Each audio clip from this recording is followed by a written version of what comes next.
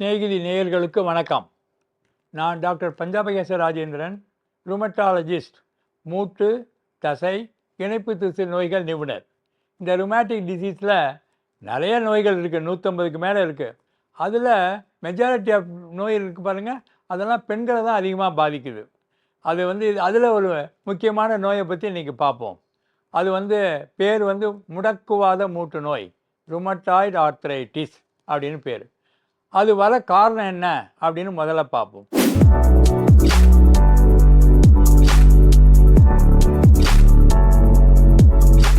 முதல்ல அது பெண்களை அதிகமாக பாதிக்குது. அதுக்கும் சில காரணங்கள்லாம் இருக்குது. இது மரபு அணுக்கள், அவங்க குடும்பத்தில் வர மரபு அணுக்கள் இருக்கு பாருங்கள், அதில் DR4 அப்படின்னு ஒன்று இருக்குது. அது இருக்கிறவங்களுக்கு சுற்றுப்புற சூழ்நிலையும் காரணமாகும், அதில் உள்ள கிருமிகளும் ஒரு காரணமாகும். இதை தவிர்த்து மேல்நாட்டிலலாம் பெண்கள் அதிகமாக ஸ்மோக் பண்ணுவாங்க. அதை காரணம்தான் ஒன் ஆஃப் த ரீசன்னு கண்டிப்பாக உறுதிப்பட சொல்லிட்டாங்க.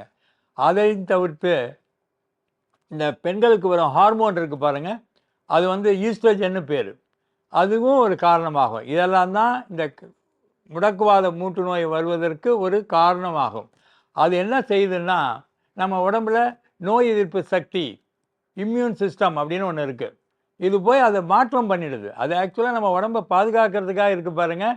அது என்ன ஆகுதுன்னா, அது மாற்றம் ஆனோன்னு நம்ம உடம்பில் உள்ள அணுக்களையும் திசுக்களையும் அது வெளியிலேருந்து வந்த கிருமின்னு நினச்சிக்கிட்டு அட்டாக் பண்ண ஆரம்பிச்சிடும். அப்படி தான் இந்த நோய் வருது. இந்த நோயில் என்ன முக்கியம்னா, இணைப்பு திசுக்கள் அது உடம்பு பூரா இருக்குது பாருங்கள், அது மூட்டுலேயும் இருக்குது. மூட்டில் நம்ம பல பாகங்கள் இருந்தாலும் அது சவ்வு படலம் அப்படின்னு சொல்லுவோம். அதில் சைனோவியம், அதில் போய் இன்ஃப்ளமேஷன் அடைச்சி வந்துடும். அதுதான் ஆர்த்ரைட்டிஸ் அப்படின்னு வரும். இந்த நோயில் ஆர்த்ரைட்டிஸ் ஒரு முக்கியமான அறிகுறியாகும். அப்போ என்ன ஆகும்? மூட்டில் வலி, வீக்கம், சிவந்து போதல், நீர் சேர்தல், அந்த மூட்டை மடக்க முடியாமல் இருக்க, தொட்டு பார்த்தா ரொம்ப வலி வந்துடும். இப்படி தான் இந்த முடக்குவாத மூட்டு நோய் இருக்கும். இது எப்படி இருக்குன்னா, நான் சொல்லியிருக்கேன் முதலே, பெண்களுக்கு 25 வயசுலேருந்து 50 வயசுக்குள்ளே தான் அது அதிகமாக பாதிக்குது. காலையில் எழுந்திரிச்சோன்னு அவங்களுக்கு பிடிப்பாக இருக்கும், மார்னிங் ஸ்டிஃப்னஸ்னு சொல்லுவோம். அப்படி தான் ஆரம்பிக்கும். அப்புறமா கொஞ்சம் கொஞ்சமாக வலி வந்துடும். அப்புறம் ரொம்ப வீக்கம் வந்துடும். காலையில் 1 மணி நேரத்துக்கு கூட அவங்களால ஒன்றும் செய்ய முடியாது. அதுவும் நம்ம நாட்டில் பெண்கள்லாம் என்ன பண்ணுவாங்க, காலையில் எழுந்திரிச்சோன்னா காஃபி போடணும், அடுத்தது கோலம் போடுவாங்க. நிறைய பேர் எதுவுமே பண்ண முடியாமல் ஆகிடும். அவங்க போய் அவங்க குடும்ப வைத்தியர்கிட்ட, மருத்துவர்கிட்ட பார்ப்பாங்க. பார்க்கறது தப்பு கிடையாது. அது அடிபடாமல் வந்திருக்கிறதுனால அவங்க போய் என்னன்னு பார்ப்பாங்க. அவங்க மருந்தெல்லாம் கொடுத்தா குறையும்.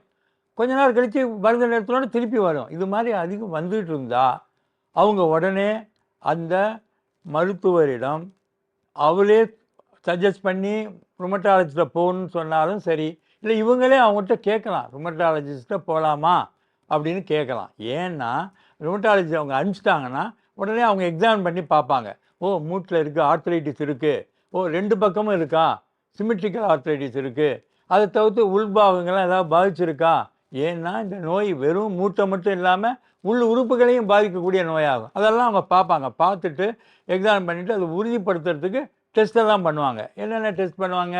அது நம்ம சாதாரணமாக இருக்கிற ஹீமோகிராம்னு சொல்ல பாருங்கள், அது வெள்ளை அணுக்கள், சிவப்பு அணுக்கள், அதெல்லாம் பார்ப்பாங்க.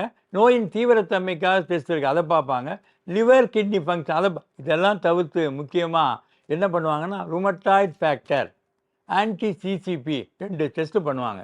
2 டெஸ்ட்டு பண்ணி அது பாசிட்டிவ்னு வந்தால் இந்த நோயை உறுதிப்படுத்திடுவாங்க. இந்த முடக்குவாத ருமட்டாய்டு இருக்குன்னு, அது இருக்குன்னு உறுதிப்படுத்திட்டா உடனே அவங்க என்ன பண்ணாங்க, வைத்தியத்தை ஆரம்பிச்சிடுவாங்க. இம்மீடியட்டாக அந்த ட்ரீட்மெண்ட் ஸ்டார்ட் பண்ணிடணும். அது எவ்வளோ சீக்கிரம் அவங்க வராங்க. இது என்ன நான் சொல்ல வரேன்னா, மூட்டு வலி வந்த பிறகு நீங்கள் எவ்வளோ சீக்கிரம் நீங்கள் ருமட்டாய்டுன்னு தெரிஞ்சால், இல்லாட்டி தெரியாமல் இருந்தால் கூட அதை உறுதிப்படுத்திக்கிறதோ இல்லாட்டி இல்லை என்று சொல்வதற்கோ நீங்கள் ருமட்டாலஜிஸ்ட்டை போயிட்டீங்கன்னா ரொம்ப நல்லது. அதுதான் நான் சொல்ல வரேன். அவங்க பார்த்துட்ட பிறகு டெஸ்ட்டும் பண்ணி உறுதிப்படுத்திட்டாங்கன்னா ட்ரீட்மெண்ட் ஸ்டார்ட் பண்ணிடுவாங்க. ட்ரீட்மெண்ட் ஸ்டார்ட் பண்ணோன்னா அதில் என்னன்னா, வலிக்கான மாத்திரைகள் இருக்குது. அதை தவிர்த்து வீக்கெல்லாம் குறையிறதுக்கு ஸ்டீராய்டு மாத்திரையும் இருக்குது. அதெல்லாம் கொஞ்ச நாளைக்கு தான் கொடுப்பாங்க. நீங்களாகவே அதெல்லாம் சாப்பிடக்கூடாது, மருத்துவர் கொடுக்கறத சாப்பிட்ணும். அதே சமயத்தில் இந்த நோயை மாற்றி அமைத்து குறைக்கக்கூடிய மருந்துகள், disease modifying anti rheumatic drug, அதுதான் ரொம்ப முக்கியம். அதை ஸ்டார்ட் பண்ணிவிடுவாங்க உடனே. எந்த பேஷண்ட்டுக்கு அவருக்கு என்ன மருந்து வேணும்னு அவங்க முடிவு பண்ணுவாங்க. அதுக்கு தகுந்த மாரி குடுப்பாங்க. ஆனா, இதெல்லாம் வேலை செய்யறதுக்கு 2, 3 மாசம் ஆயிடும். அந்த பிரிட்ஜ் த கேப் தான் இந்த வலி குறையிற மாத்திரை, இந்த ஸ்டீராய்டு மாத்திரை அதெல்லாம். ஒன்ஸ் அது வேலை செய்ய ஆரம்பிச்சிருச்சுன்னா, இதெல்லாம் கொஞ்சம் கொஞ்சமா நிறுத்திருவாங்க. அந்த மாத்திரைய மட்டும் கன்டின்யூ பண்ணுவாங்க. அந்த மாத்திரைய கன்டின்யூ பண்ணும்போது, அந்த மாத்திரைக்கு ஏதாவது பக்க விளைவுகள் வருதா? இவங்களுக்கு நல்ல முன்னேற்றம் இருக்கா? அதெல்லாம் பார்த்துக்கிட்டே வருவாங்க. அதுக்கு என்ன பண்ணுவாங்க, பீரியாடிக்கலா அப்பப்போ 3 மந்த்ஸ்க்கு ஒரு தடவ டெஸ்ட் பண்ணி பார்த்து, லிவர், கிட்னிலாம் நார்மலா இருக்கா? மூட்டுல வலி, வீக்கம்லாம் குறைஞ்சிருச்சா? வேற ஏதாவது உள்ளுறுப்புகள்லாம் நல்லா இருக்கா? அப்படின்னு பார்த்துட்டே வருவாங்க. எல்லாம் நல்லா இருந்ததுன்னா, அத அப்படியே கன்டின்யூ பண்ணிட்டே வருவாங்க. 1. 2வது கூடவே என்ன செய்வாங்கன்னா, இந்த இயன்முறை மருத்துவம், பிசியோதெரபி இருக்கு பாருங்க, அது கூடவே செய்வாங்க. அத தவிர்த்து அவங்களே சில வாழ்க்கை முறை மாற்றங்களை எல்லாம் செய்ய சொல்லுவாங்க. என்ன? ஒரு சமயம் முழங்கால் மூட்டுல வலி இருக்குன்னு வச்சுக்கங்க. அப்ப என்ன பண்ணுவாங்க? கீழ உட்காரக்கூடாது. மாடிப்படி ரொம்ப ஏறாதீங்க. இந்த டாய்லெட்ல வந்து வெஸ்டர்ன் டைப் உயரமா வச்சுக்கங்க. கட்டில்ல படுங்க. நம்ம மூட்டை போட்டு அழுத்த வேண்டாம். வெயிட்ட போட்டு அழுத்துனோம்னா, இத தவிர்த்து முடக்குவாதத்த தவிர்த்து மூட்டு தேய்வு வேற வந்துருச்சுன்னா, அதுக்காக தான் அதெல்லாம் சொல்லுவாங்க. கூடவே அந்த எக்ஸர்சைஸும் கூடவே பண்ண சொல்லுவாங்க. இத பண்ணிக்கிட்டு தொடர்ந்து அப்படியே வந்துட்டே இருக்கும் பொழுது, அது நல்லபடியா நல்லபடியா இருந்தால் அப்படியே கன்டின்யூ பண்ணிட்டே வருவாங்க. டோஸ அப்பப்போ மருந்துகளுடைய எவ்வளவு டோஸ் குடுக்கணும்? அதிகப்படுத்தணுமா? குறைக்கணுமா? குறைஞ்சிக்கிட்டே வந்ததுன்னு வர்றீங்க. அப்படியே குறைச்சிக்கிட்டே வருவாங்க. ஒரு சமயம் இது கேட்கல, இதுக்கு மேல வலி வந்துருச்சுன்னா, அதுக்குள்ளான மருந்துகள் நெறைய வந்துருச்சு இப்போ. எந்த அளவுக்குன்னா, பயோலாஜிக்ஸ் அப்படின்னு சொல்லுவாங்க. அது எந்த எந்த அந்த தபு படத்துல சொல்றேன் பாருங்க, ஆர்த்ரைட்டிஸ உண்டு பண்ற புரோட்டீன் இருக்கு பாருங்க, சைட்டோகைன்பாங்க. அதையே குறைக்கக்கூடிய மருந்துகள்லாம் வந்துருச்சு இப்போ. அதனால எதுக்கு சொல்ல வரேன்னா, அத போய் அந்த அளவுக்கு அத பண்ணலாம். இந்த நோய நல்ல கட்டுப்பாட்டுல கொண்டு வந்துடலாம். ஆனா நெறைய பேர் கேட்கறது வந்து என்னன்னா, க்யூர் பண்ண முடியுமா? அப்படின்னு. க்யூர் பண்றதுன்னு இல்லாட்டி விட, அந்த நோய் இருக்கிறதே அவங்களுக்கும் தெரியாது, மத்தவங்களுக்கும் தெரியாது. அந்த அளவுக்கு அந்த நோயை கட்டுப்பாட்டுல வைத்துக்கொள்ள முடியும். இந்த முடக்குவாத மூட்டு நோய் இருந்தால், இல்லாட்டி அது ஆரம்ப நிலையில பார்த்தால், ஒரு மாற்றம், ஒரு கஷ்டமும் கிடையாது.